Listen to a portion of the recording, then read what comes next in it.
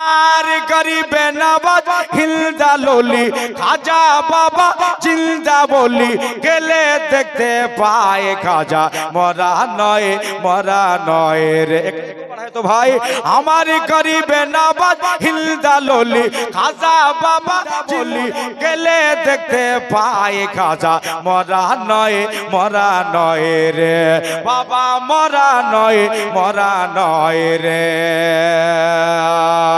দয়াল রসুল বলেন খাজা ভারতেতে যাও অন্ধকারে পড়ে আসে ভারতের গাও। খাজা বাবা আসলেন তিনি ভারতের বুকে এখন তিনি শুয়ে আসে ওতে পরম সুখে। আজি আসে কেরম মনের কথা জোরে একবার সুবহানাল্লাহ আওয়াজ দিয়ে বলেন সুবহানাল্লাহ। আজ আসে কেন মনের কথা সবই শুনতে পায় বাবা মরা নয় রে। আমার গরিবে নবাজ হিলদা ললি খাজা বাবা জিন্দা বলি গেলে দেখতে পায় বাবা মরা নয় রে। খাজা বাবা এসে বসে দিল্লির মাটিতে পৃথ্বীরায়ের লোক আসিয়া দেখিল দিকে দিকে মানে তাড়াবার লেগে এসেছে। পৃথ্বীরায়ের লোক আসিয়া দেখিল দিকে দিকে। আজি এমন মহান আল্লাহর ওলি মহান আল্লাহর ওলি সরাবারে উপায় নাই খাজা মরা নয় রে বাবা মরা নয় রে।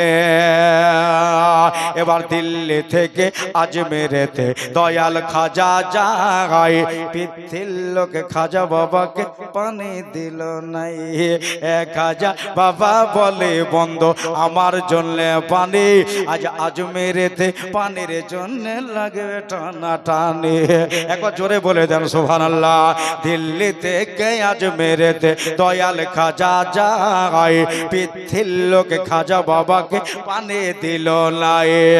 খাজা বাবা বলে বন্ধ আমার জন্য পানি আজ আজমেরেতে পানির জন্য লাগবে টানা টানলে। আমার খাজা বাবার লোটার ভেতর খাজা বাবার লোটার ভিতর সাগরের পানি এসে যায় বাবা মরা নয় রে। আমার গরিবে নবাজ হিলদা ললি খাজা বাবা জিন্দা বলি গেলে দেখতে পায় বাবা মরা নয় রে। এইটুকু লুটাতে যখন আনা সাগরে পানি ঢুকে গেল খাজা বাবার এই কারামাত ছড়িয়ে যে গেল। এবার লাখো মানুষ এসে কালেমা পড়িল জোরে বলেন সুবহানাল্লাহ। খাজা বাবার এই কারামাত ছড়িয়ে যে গেল লাখো মানুষ এসে কালেমা পড়িল। আজ খাজার